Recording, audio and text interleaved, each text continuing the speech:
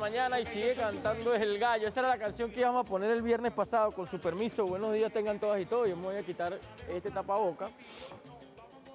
Antes de ponerlo aquí, un poquito de alcohol en las manos.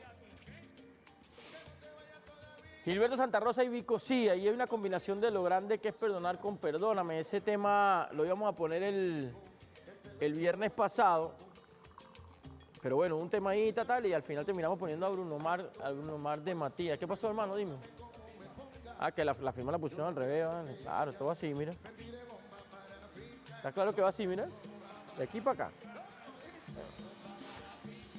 Estamos esperando la participación del presidente de la República en el, creo que es la 46ª reunión del Consejo de Derechos Humanos de la ONU. Por ahí está por tocarle el turno de participación al presidente Nicolás Maduro. Estamos atentos a eso. Probablemente interrumpamos el programa en algún momento de su, digamos, de esta edición, pues. Quería decirles algo. Ayer salí por allá a hacer bicicleta. Me lancé 30 kilómetros de bicicleta con mi amigo Javier Rodríguez, con uno de los productores del programa. La Cotamil la cierran a las 6 de la mañana los domingos para que la gente haga deporte. Y yo repito y voy a volver a hacer esta denuncia. No puede ser que si la Cotamil la cierran a las 6 de la mañana... A esta importante sesión del Consejo de Derechos Humanos. Las graves e inesperadas circunstancias del COVID-19 que enfrenta la humanidad exigen de los líderes mundiales mayor compromiso en el trabajo por un destino mejor, común y compartido. La pandemia del COVID-19 ha cobrado la vida de 2.400.000 personas y ha infectado a más de 109 millones en el mundo, exacerbando las injusticias y desigualdades sociales. Una emergencia de tal magnitud ha puesto en evidencia la necesidad de asumir la salud como un derecho humano fundamental. El multilateralismo está demostrando que es la única vía posible para superar las dificultades globales y construir mejores condiciones de vida para los pueblos.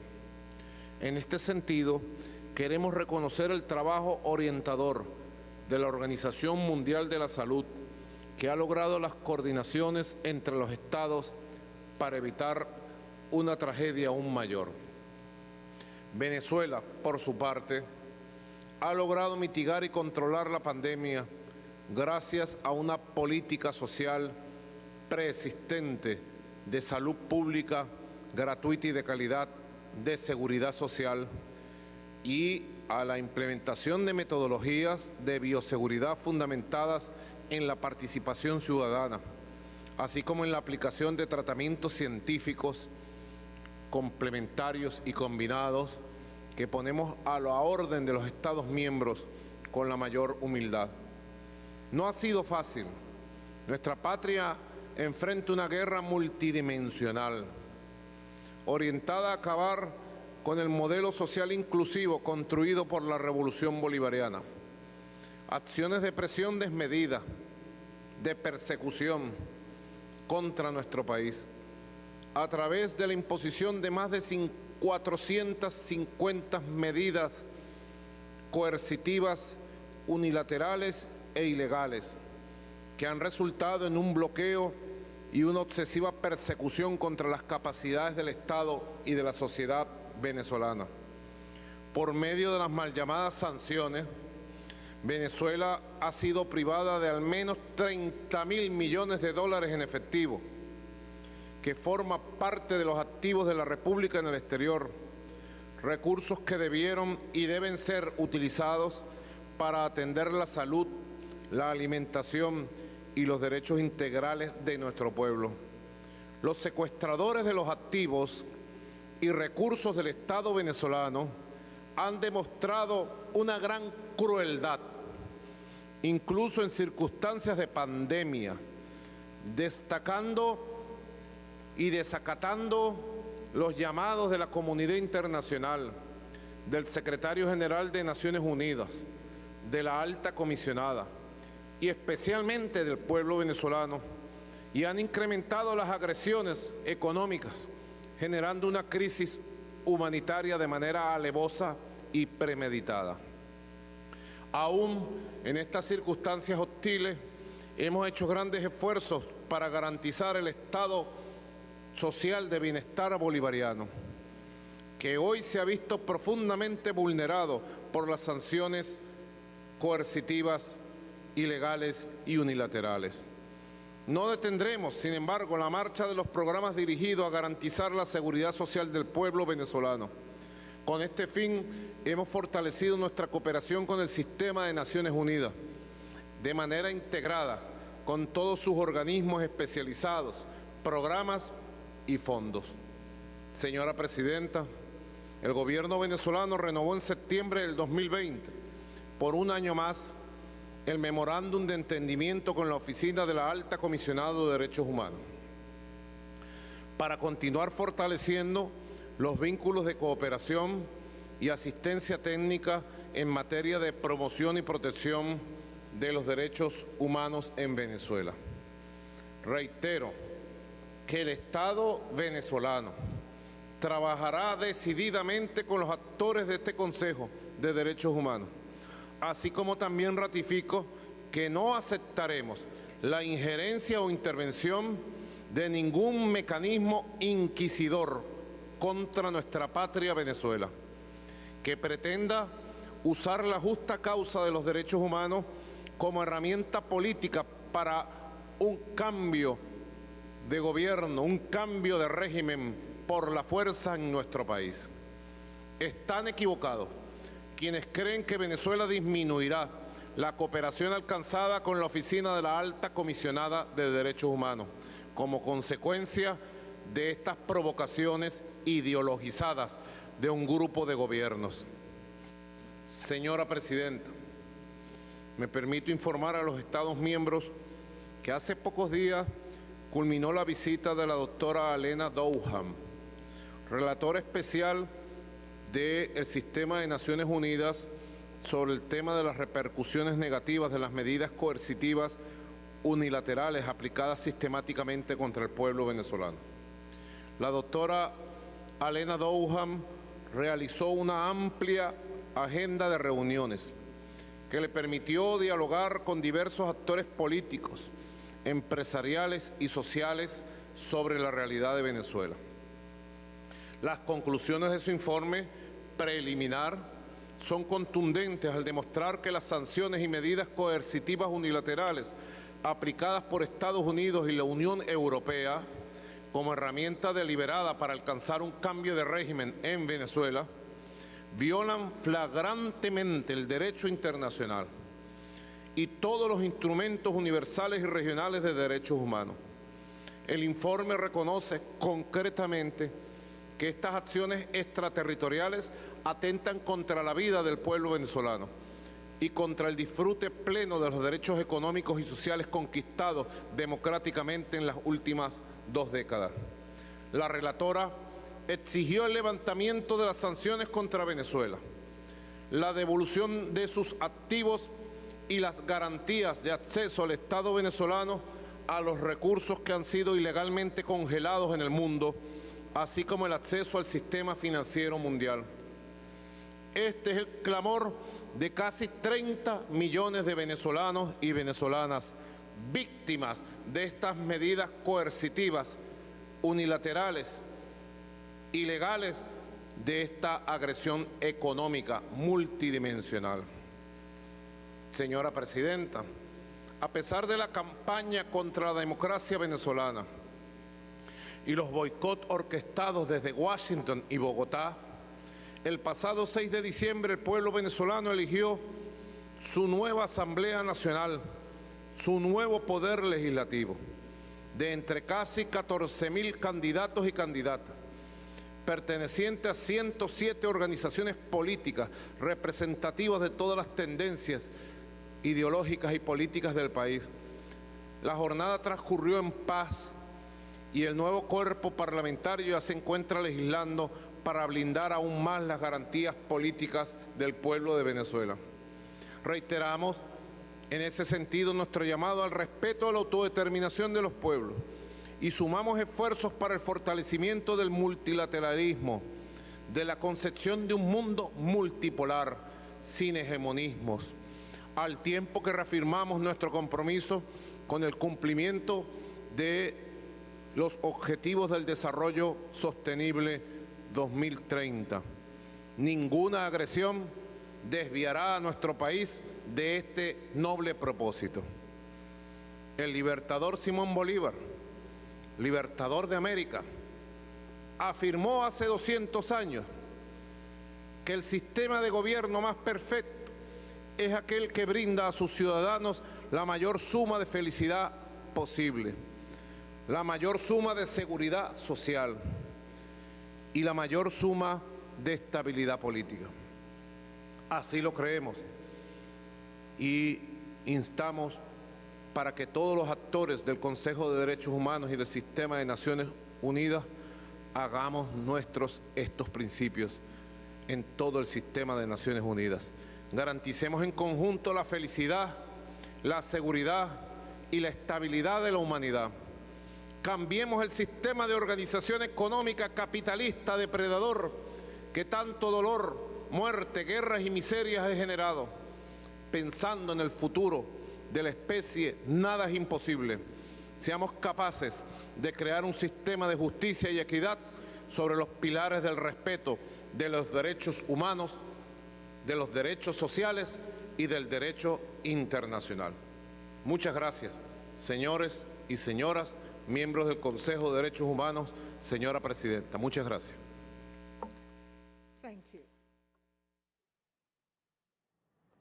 Ahí está el mensaje del presidente de la República, 46º Consejo de Derechos Humanos de la Organización de Naciones Unidas.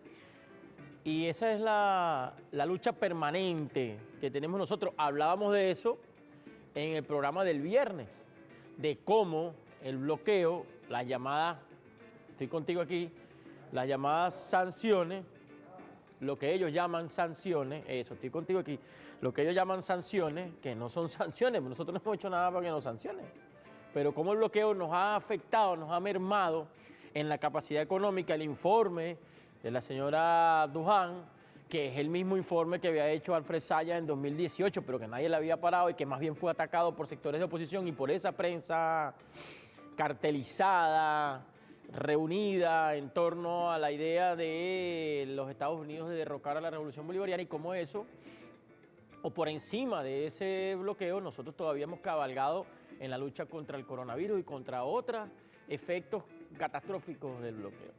Es materia de derechos humanos hablar de eso y nosotros no podemos callarlo. Y hoy vamos a hablar también de otro tema en este programa que está relacionado en la lucha contra el tráfico ilícito de drogas y otra campaña que hay contra la República Bolivariana de Venezuela. Vamos a profundizar sobre ese tema con algunas cifras y vamos a hablar con verdades y veremos quién es el verdadero narcoestado. De eso vamos a hablar más adelante. Por ahora vamos a continuar con el recorrido de la prensa.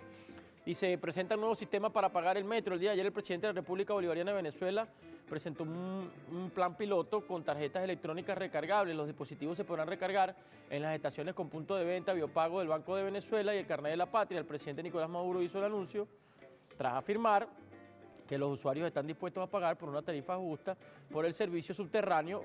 Igual esto tiene que incidir en una mejora en la prestación del servicio. Y recordemos nosotros lo más importante: la cultura de cuidado de nuestro metro.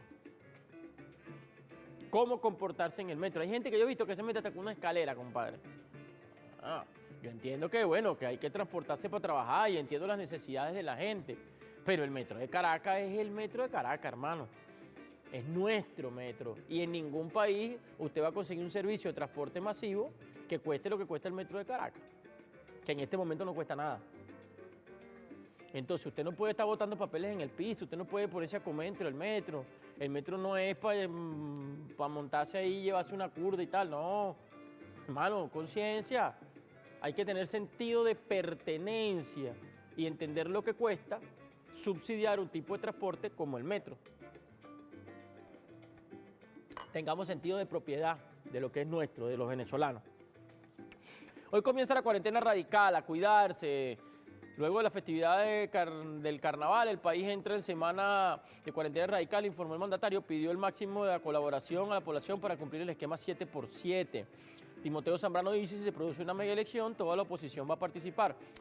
Hablamos de una mega elección, debería ser gobernadores, alcaldes, y creo que hay consejos municipales que deben ser reelectos y consejos legislativos estadales. No metamos en ese paquete otras elecciones que no corresponden a este año. Ojo con eso, hay gente que tiende a malinterpretar este tipo de mensajes. Gobernador de Aragua de reposo por COVID-19. Desde acá nuestra solidaridad, un abrazo al comando Rodolfo Marco Torres y esperamos que se recupere pronto. Refuerzan producción de huevos en Guárico. Solidaridad con Jacel. Este fin de semana se recrudecieron las protestas en España. Mire, nosotros estamos en contra de las protestas violentas. Lo vivimos aquí con las guarimbas, hermano. Nosotros estamos en contra de que se saquen comercio. Estamos en contra de que se quemen y de que se cierren calles. Pero estamos en contra de que esté preso Pablo Hasél. Yo no pretendo legitimar aquí la violencia en España. Más bien da tristeza que la derecha, el fascismo, el renacimiento del fascismo, o mejor dicho, que reaparezca en la opinión pública porque el fascismo en España nunca murió. Que la discusión y la llegada al poder de cierto sector más cercano a la izquierda, no con Pedro Sánchez. Pedro Sánchez jamás en su vida será de izquierda y el PSOE jamás será de izquierda. El PSOE cohabitó con el fascismo toda la vida en un sistema bipartidista como el que tenía Venezuela, en el que solo gobernaba el PP o el PSOE. Los malos y los menos malos. Esa es la realidad de España. Ya nunca ha habido un avance directo hacia la izquierda o algo que pretenda cambiar o transformar la realidad de los españoles para luchar por la República o por lo que en algún momento se llamó la lucha republicana en España y el avance hacia un gobierno verdaderamente de izquierda. Pero bueno, están los malos y los menos malos, pero la llegada al poder ha desatado que reapareciera el fascismo que estaba como solapado, ocultado, conviviendo, y ahora hay una confrontación, y esa confrontación pudiera llevar a los españoles a que pasen por todo lo que nosotros hemos pasado a lo largo de estos años y pierdan un valioso tiempo en la construcción de un sistema verdaderamente democrático. Nosotros hemos pasado muchos años y cómo nos ha costado y cuánto nos ha retardado en la dura confrontación con ese sector del fascismo que parte de ese sector está en España ahorita conviviendo con los españoles, con Vox y sus amiguitos. Pero no quisiéramos que ningún país pase por todo lo que hemos pasado nosotros, por todo el daño que nos ha hecho esa confrontación contra un sector que viene con todo siempre y bueno, nosotros tenemos la tarea de defendernos. No es que nos vamos a quedar de brazos cruzados. Seguimos acá. Segunda vuelta, complot electoral, denuncian en Ecuador. Andrés Araújo y Guillermo Lasso alertaron sobre intentos de frenar el balotaje. Rechazan xenofobia hacia criollos en Perú. Yo les voy a decir algo. Yo he visto por ahí unas imágenes bastante delicadas del asedio a nuestro consulado en Perú. Es lamentable que un pueblo como el peruano no haya sabido romper con la esclavitud mental a la que ha sido oprimido durante tantos años y que sufra de una enfermedad grave que es el racismo endógeno y que ataquen a sus propios hermanos y no entiendan que la libertad se la dio Simón Bolívar y no ejerzan esa verdadera libertad de un pueblo en mayoría representado por una característica de nuestros pueblos originarios y que no sepa cómo establecer el verdadero poder de esos pueblos originarios y siga comandado por una parranda de perritos echados en una alfombra, entregados al imperialismo norteamericano y que mantenga las fuertes diferencias sociales y los niveles elevados de marginalidad que tiene el Perú. Es lamentable. Nosotros aquí hemos recibido hermanos del Perú y jamás en la vida los hemos perseguido, compadre. Y no los vamos a perseguir, no vamos a caer en esa provocación. Correo del Orinoco, Artillería del Pensamiento, aprobados recursos para reactivación de obras del sistema ferroviario del país, además de la incorporación de un nuevo sistema de cobro en el Metro de Caracas. El 21 de febrero de 1991 ingresó como trabajador al Metro de Caracas el actual presidente de la República Bolivariana de Venezuela, Nicolás Maduro Moros, que se desempeñó como operador de transporte superficial, OTS, o chofer de Metrobús para llevar su destino a la clase obrera. Han transcurrido 30 años desde entonces, el hijo de Chávez asumió las riendas de la revolución y con ella la conducción de la patria para hacer frente al imperialismo y garantizar cada victoria la construcción del socialismo bolivariano. Recordando esa fecha, el día de ayer el presidente se reunió con los trabajadores del Metro. Inicia semana de cuarentena radical. Vamos todos a cumplirla y protegernos, pidió el presidente. Venezuela exige al gobierno peruano proteger misión diplomática. Comisión de Contraloría de la Asamblea Nacional solicitará detención de Rafael Ramírez. Ojo con esto. Afrodescendientes se incorporaron al Congreso Bicentenario de los Pueblos. Nos venimos. Funcionarios reciben atención integral en Táchira y Zulia. Vacuna iraní resultó efectiva contra cepa británica del COVID-19. Pendiente con esta información porque va a dar que hablar estos días. Araújo y Lasso enfrentarán la segunda vuelta en Ecuador. Sotorroja, las fuerzas revolucionarias deben atacar la corrupción, burocracia e ineficiencia. Es tarea revolucionaria del partido que debe trascender a lo electoral y convertirse en el principal motor que impulse la transformación del Estado y la implementación de políticas verdaderamente revolucionarias. 5:59 de la mañana, vamos al himno y venimos con el tema, vamos con las regionales y venimos con el tema de hoy que está bien interesante. Ya venimos.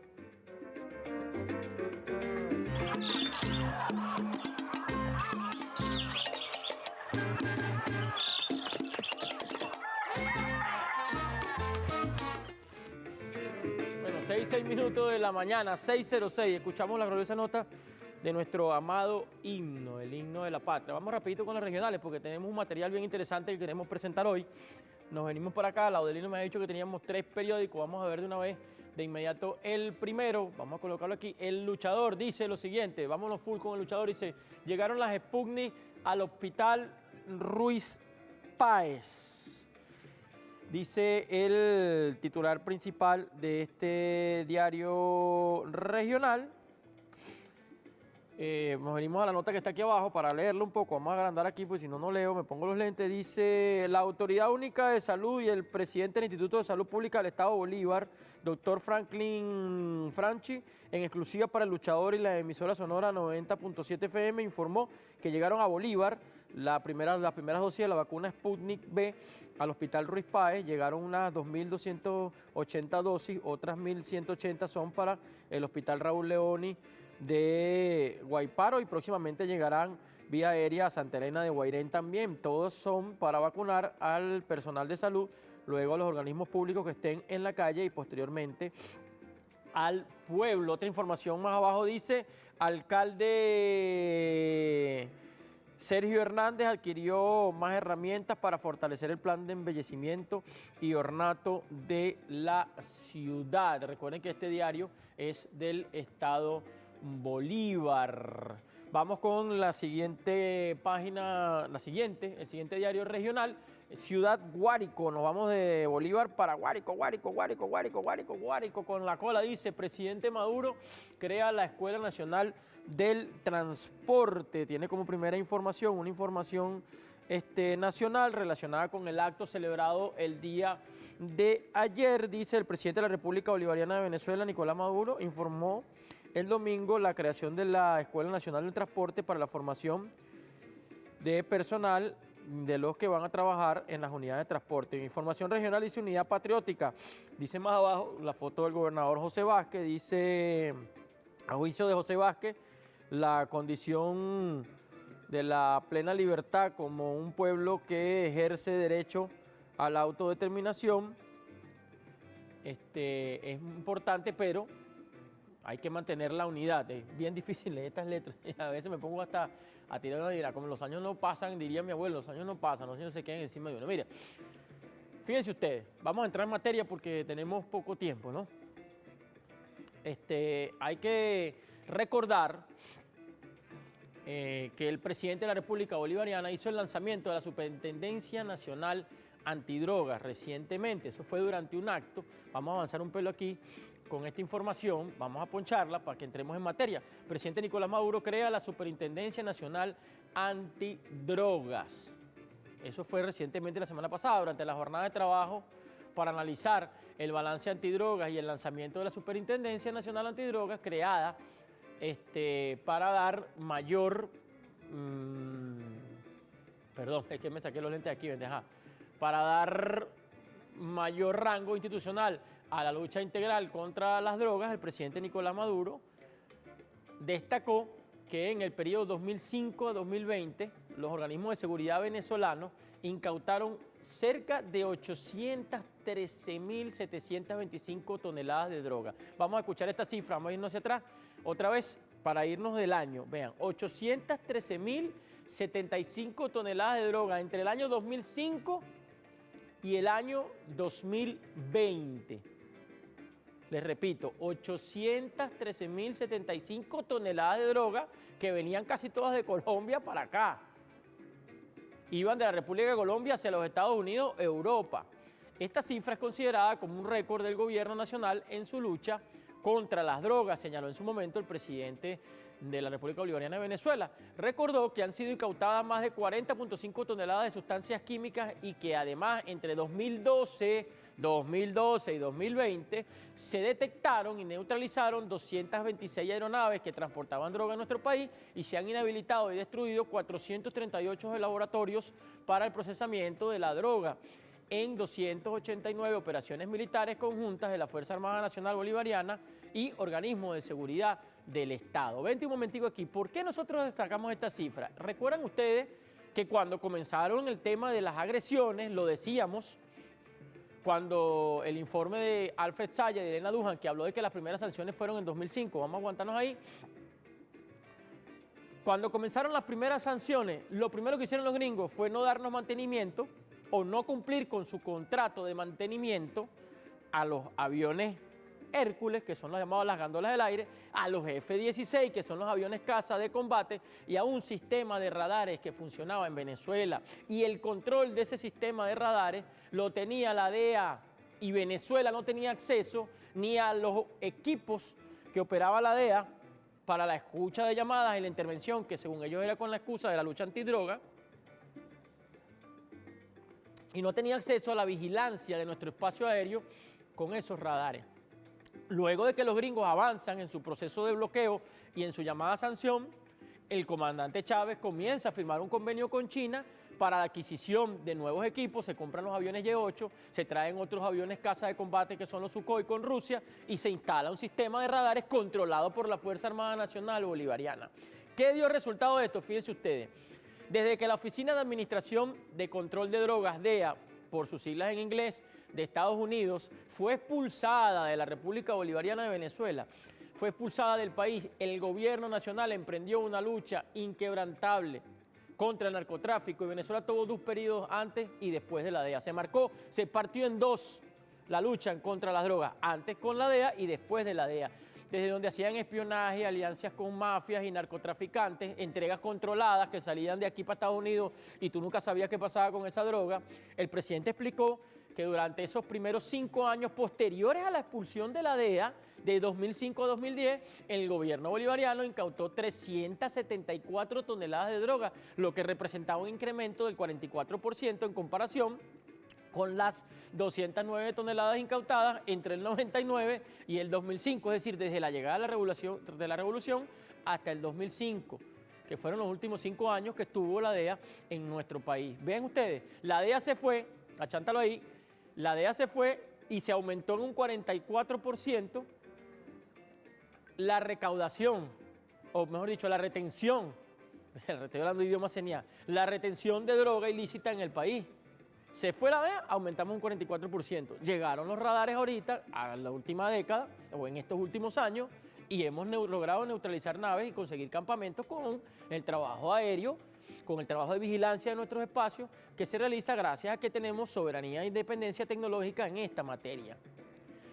El presidente también destacó ahí que Colombia produce el 70% de la cocaína que circula en el mundo. Ahora bien, a nivel internacional se dice, Venezuela es un narcoestado. Es decir, se dice no, lo dicen ellos, los colombianos, los medios de comunicación aliados, se inventan que si el cartel de los soles, que si Venezuela y todos los gringos se hacen eco de esto y certifican y desertifican a Venezuela en la lucha antidroga. Yo quiero pasar este video que pasamos en el Mazo, un material que se preparó para el Mazo, que pidió el conductor del programa y yo me tomo la libertad de pasarlo aquí, eso salió hace varias semanas en el Mazo. Quiero pasar este material para arrancar a explicar qué es lo que pasa en Colombia. Vamos a verlo. Cuando nosotros vemos los niños de las familias de más bajos ingresos y los comparamos con los niños de las familias de más alto ingreso, nos damos cuenta que los niños de las familias vulnerables no tienen cuando nacen la mejor nutrición.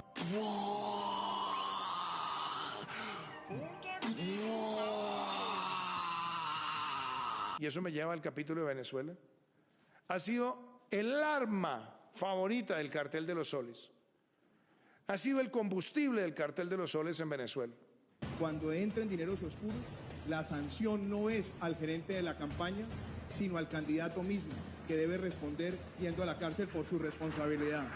La asesora del expresidente y ahora senador colombiano Álvaro Uribe, María Claudia Daza, renunció a su cargo en el contexto de nuevas revelaciones sobre el caso de la compra de votos durante las elecciones presidenciales del 2018 a favor de la campaña de Iván Duque.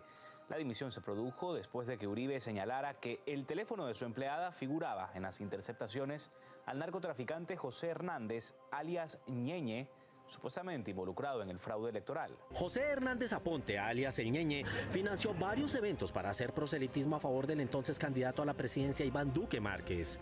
Es mi hermano. Ellos no me conocen, pero mi hermano nadie me conoce. Mi hermano. Yo sí le invito a usted a que mire la biografía mía y la de Iván Duque. Y no hay una sola investigación, ni acusación, ni cosa oscura, ni en mi vida personal, ni en mi vida como funcionaria, ni en mi vida en el sector privado. Yo te estoy diciendo la de Álvaro. Y polémica en Colombia tras conocerse el pasado criminal de un familiar de la vicepresidenta. Marta Lucía Ramírez reconoció ayer que uno de sus hermanos fue condenado en Estados Unidos por narcotráfico hace 23 años. Su comunicado llegó después de que el portal La Nueva Prensa revelara que Ramírez y su esposo pagaron la fianza de Bernardo Ramírez, detenido en Miami en 1997 cuando recibía un cargamento de heroína. Un narcotraficante que llama Memo Fantasma se informan de los contactos con el mundo criminal y también con la sociedad bogotana. Entre los personajes mencionados se encuentra la vicepresidenta Marta Lucía Ramírez. Existe un narco paramilitar hasta ahora desconocido en Colombia, llamado Guillermo León Acevedo, conocido como Memo Fantasma, quien, según afirma, mantuvo negocios con la ahora vicepresidenta Marta Lucía Ramírez. Entre muchos negocios, hizo uno con Hitos Urbanos, propiedad de la vicepresidenta Marta Lucía Ramírez y su esposo Álvaro Rincón. La policía destruyó un gigantesco laboratorio para el procesamiento de cocaína en una finca en Huasca, Cundinamarca, perteneciente a la familia del actual embajador de Colombia en Uruguay y la organización de los hoteles DAN. Las autoridades llegaron hasta este laboratorio gigantesco a través de información de fuentes humanas que aseguraron que allí se procesaba cocaína. Es un laboratorio portátil que tiene la capacidad de producir 1 tonelada mensual. ¿Por qué Álvaro Uribe es el narcotraficante número 82? Este es un tema más delicado de lo que parece. Muchas personas se refieren al expresidente como el delincuente número 82 o el criminal número 82, pero no tienen plena conciencia del origen contextual al que este calificativo obedece. Durante la gestión de él en la aeronáutica civil, como le cuento, lo que él hizo fue trabajar para la mafia. Él fue el que les dio todas las licencias de operación de las pistas y de funcionamiento de los aviones, que fue el elemento fundamental que permitió el crecimiento del cartel de Medellín, que incluía todo el narcotráfico colombiano. El Chapo Guzmán logró establecer una red para traficar cocaína desde Bogotá, Colombia, a territorio mexicano, utilizando la principal terminal aérea de ese país sudamericano. A través de la ayuda del expresidente y actual senador de Colombia, Álvaro Uribe Vélez, del Aerocivil, un exagente de la DEA, el hijo del Chapo Guzmán, y narcotraficantes mexicanos ayudaron a enviar desde el aeropuerto El Dorado 10.000 kilogramos de cocaína. Esa información usted no la ve con el mismo énfasis ni en los medios de aquí pagados por las ONG norteamericanas. Me refiero al efecto Cocuyo y a toda esa parranda de páginas que se inventaron para atacar la revolución bolivariana, que hablan del cartel de los soles, y un montón de paja sin ninguna prueba contundente, sin nada que mostrar, papá, como eso. Usted no ve que esa información que pasamos ahorita, todo eso es replicado por los noticieros de televisión española, que toditos hablan todos los días de Nicolás Maduro, la revolución y de Chávez, y culpan de todo. Usted no lo ve ni en Univisión, ni en Telemundo, ni en ninguna de esas cadenas que a diario se dedican a atacarnos a nosotros. No lo va a ver, no lo ve y no lo va a ver porque ellos forman parte de esa gran estructura y de ese gran negocio creado para que Colombia sea realmente un narcoestado sustentado sobre los recursos generados por la mafia de las drogas que va de Colombia en su mayoría a los Estados Unidos y sea el principal socio comercial de los Estados Unidos, que es otro dueño de esa mafia o que realmente, o quizás sea el dueño real. Fíjense ustedes, según un informe de la ONU y según esta noticia, Colombia es el mayor productor de drogas de acuerdo con este informe, con el informe de Naciones Unidas. El país produce cerca de Según este informe anual de la Oficina de la ONU contra la Droga y el Delito, la producción mundial de cocaína marcó un nuevo récord en 2017. Me fui al informe de 2017, no hemos conseguido el de 2020, aumentando en un 25% en comparación con el año 2016. El informe destaca que la producción estuvo mayormente liderada por el incremento de elaboración de cocaína en Colombia, que produce cerca del 70% de la cocaína mundial. La siembra de coca y las nuevas bandas criminales ayudaron durante todo ese periodo de ese año, y lo siguen haciendo ahorita en la actualidad, a que la producción del país siga en ascenso, a pesar de que han venido trabajando con los campesinos luego del acuerdo de paz, que lo tiraron para el suelo Duque y Uribe. En 2016 se hablaba del acuerdo de paz. ¿Por qué Duque y Uribe combatieron tanto el acuerdo de paz? Porque era desviar a los campesinos y quizás ayudarlos a salir del tema en el que están y no presionarlos como están presionados para la producción de coca. Pero además de esto, vamos a ver más adelante otras cosas. Fíjense ustedes, el tráfico de drogas, en particular de clorhidrato de cocaína, por vía marítima se desvió desde, vamos a ver esto, los puertos de Chile, dice este informe, desde los puertos de Chile hacia Europa, ha seguido aumentando, lo que convierte a Chile junto con Brasil y Colombia en uno de los principales países de salida de la cocaína incautada en Valencia, Algeciras, en España, por cierto, que es una importante vía de entrada de las remesas de cocaína a Europa. Ahí por ningún lado ese informe de la ONU menciona a Venezuela. Ellos en Colombia prepararon un informe para lavarle la cara a esto, y en su noticiero hablaron de que hablaba del cartel de los soles. Eso no lo decía por ningún lado el informe de la ONU. Pero los medios de comunicación, incluso algunos venezolanos, se pegaron de lo que decían los colombianos de ellos mismos. ¿Sí me entienden? Otro dato importante, veimos esta nota, Chile se suma, esto es más reciente, a Brasil y Colombia como uno de los países principales de salida de cocaína. La Junta Internacional de Fiscalización de Estupefacientes, perteneciente a las Naciones Unidas, advierte que no existe ningún instrumento jurídico regional para hacer un frente común contra la amenaza del narcotráfico. No lo puede existir porque los colombianos están trabajando de la mano con los gringos y se olvidaron de UNASUR y de todo el bloque regional para la integración creado, entre otras cosas, para buscar la paz en Colombia y buscar estabilidad en la región. Dice me brincaron esto otra vez para atrás, ¿vale? Fíjense ustedes, en este informe que presentó la ONU, yo quiero irme al mapa, porque el mapa es lo más importante que tenemos hoy también. Aquí en este informe hay un mapa que refleja cómo es el tema póngalo aquí, hermanito, cómo es el tema del tráfico de las drogas ilícitas en nuestra región. ¿Sí me entiendes? Fíjate, vamos a abrirnos aquí, vente conmigo un momentico. En estos últimos años, si nos vamos a la historia reciente, Estados Unidos anunció la creación de bases militares en Colombia, para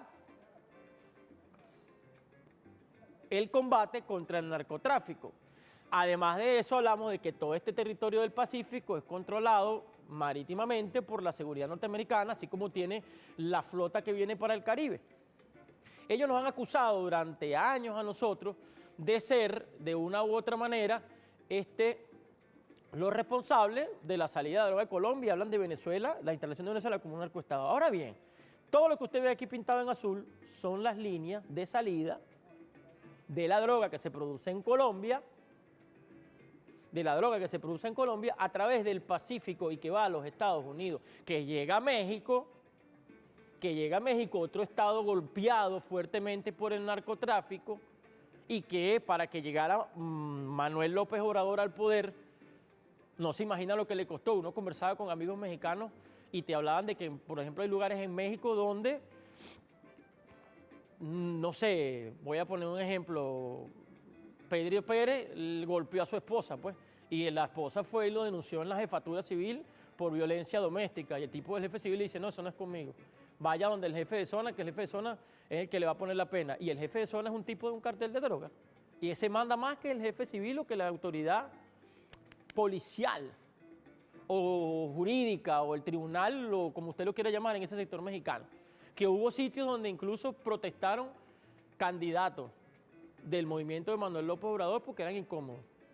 Contra eso se enfrenta Manuel López Obrador, contra un Estado penetrados y con unas fuerzas policiales penetradas por el narcotráfico, instaladas por los presidentes que estuvieron antes, que todos eran unos bandidos entregados a las políticas internacionales de los gringos y que se montaron y hicieron plata con el narcotráfico. Entonces la droga llega a México y de México pasa tranquilamente a los Estados Unidos por tierra. Me pregunto yo, con todos los controles que tienen los gringos, ¿quién pasa esa droga a los Estados Unidos? Si estos producen toda la droga y por aquí se va completica para allá y de aquí sale a Estados Unidos, ¿cómo es que ellos todavía sostienen la tesis de que nosotros, que somos víctimas de toda esta mafia, bueno, lo único que nos pasa a nosotros, lamentándolo mucho, es que somos vecinos de Colombia, pues? Y como los tenemos aquí al lado, obviamente, ellos sí intentan que sea un escape o que sea una salida desde este sector o desde, porque fíjate, nos venimos para acá, Operación G11, ¿esto en dónde? Esto es el norte del estado Zulia, lo que es la península Guajira, por todo este sector. Esta es la zona de control del Ñeñe, es la zona de control del Ñeñe y de los socios de Cliver Alcalá. Y aquí están los campamentos de entrenamiento de quienes se intentaron venir por aquí. Y ellos creen que esto es un canal para el tráfico de su sustancia, al igual que la salida de vuelos ilegales de avionetas y de aeronaves que son difíciles de detectar, que salen de este sector y de todos estos sectores, pretenden llegar a Venezuela para buscar salida hacia Europa, porque para ellos sería la ruta más lógica. ¿Qué ha hecho Venezuela? Bueno, la implementación de un sistema de radares que permite, a través del convenio con China, la vigilancia de nuestro espacio aéreo, y hemos hablado de la destrucción de la cantidad de aeronaves que le decíamos hace rato. ¿Qué ha hecho Venezuela? Pues bueno, la implementación de toda la renovación de su flota para cuidar nuestra agua territorial, y por ahí lancha como la que se vino rápida de la operación Gedeón, que pase, lancha que es detenida. Que habrá uno que otro funcionario que se deje llevar por la tentación de la cantidad de dinero que mueve el narcotráfico. Probablemente lo habrá, pero de allí a decir que nosotros tenemos capacidad o que tenemos instalado un Estado que apoya el narcotráfico, muy lejos de eso. Quien realmente es un narcoestado son estos señores de aquí, los gringos, y quien realmente es un Estado que soporta el narcotráfico, que son los socios de esto, están más arribita de aquí, porque esto es México, aquí para arriba, ¿ves? En los Estados Unidos, compadre, porque la droga que sale de Colombia llega a los Estados Unidos y mágicamente allí desaparecen las mafias, según las informaciones internacionales. Es decir, usted conoce o conoció a Pablo Escobar, conoce al Ñeñe, al Memo Fantasma, que tiene socio que es socio de la vicepresidenta de Colombia, y conoce todo ese entramado. Pero ¿quién la recibe en Estados Unidos? Dígame el nombre de un capo norteamericano de la droga. Uno. No me va a decir usted a mí que el Chapo es el que vende la droga en las calles de Chicago o en las calles de Nueva York, por hablar dos de los sectores más afectados por el tema de la droga, donde vive la población afro y donde hay mayor discriminación y donde más se trafica con droga, o en Miami. ¿Quién la vende allá? ¿Quién es el dueño del negocio? ¿Para dónde se van los reales? Nadie lo sabe, no conocemos ni a uno. Ellos, los gringos, ni siquiera hablan detenido tal. No, papá, controlan el negocio. Y desde la instalación de las bases, otra cifra muy importante que hubo en Estados Unidos, este año, por ejemplo, o en 2019, una reducción de los cultivos, pero un incremento de la producción de coca. ¿Qué te dice eso? Que hay una implementación de la tecnología que mejora, no me gusta llamarlo de esa manera, pero mejora la calidad del producto que ellos están sacando en Colombia. Porque hubo una reducción de cultivos, pero hubo un aumento de la producción de cocaína. Es decir, están siendo más efectivos en la producción de cocaína porque con menos cantidad de cultivos produce más droga. Entonces yo dejo aquí la pregunta, ¿quién es realmente un narcoestado? No caigamos nosotros en esa trampa, hermano. Combatamos la droga desde todos los flancos. Desde dónde se produce, desde dónde se vende, para dónde se la llevan, pero también nosotros tenemos que combatirla desde aquí, desde nuestros medios, con formación. No seamos nosotros cómplices de la creación de falsos liderazgos, de falsos mensajes, de esa serie de televisión, que tú ves que hay gente que anda como loco para comprarse la serie y eso, que no caiga en manos de nuestros niños, que piensan lo que no es. y que quieren ser como el tipo del barrio que tiene más cosas. No, ese no es el camino. Ese no es el camino. El camino es el que escogimos nosotros en la Revolución Bolivariana, de humanidad, de respeto al ser humano, de amor por la patria, de formación, de ejemplo familiar en la casa. Muy lejos de eso estamos todos nosotros y muy lejos de eso estaremos siempre. Y cuando vayamos a hablar del tema, hagámoslo con propiedad, busquemos la información, ajá, cuánto se produjo, quién la produjo, para dónde se fue, por dónde salió y cuál es la realidad que hay en Colombia. Ojalá algún día veamos informaciones como esa de ese video con la misma fuerza con la que vemos informaciones sobre Venezuela y veamos a presidente, por ejemplo, a Pedro Sánchez y a todo eso que se la dan de demócrata, hablando con fuerza sobre lo que verdaderamente pasa en Colombia. Te aseguro que ni lo conocen. Te aseguro que ni lo conocen. Pensarán ellos que eso era parte de su reinado, no sé. Nos vemos el miércoles, señoras y señores. Cuídense, esta semana es radical. Radicalicemos los cuidados y los controles contra el coronavirus. No me dio chance de leer la sección de castellano. Por ahí vi que hay gente que le gusta que uno esté hablando del idioma. Seguiremos hablando del idioma. Nos vemos el miércoles. Chao, chao.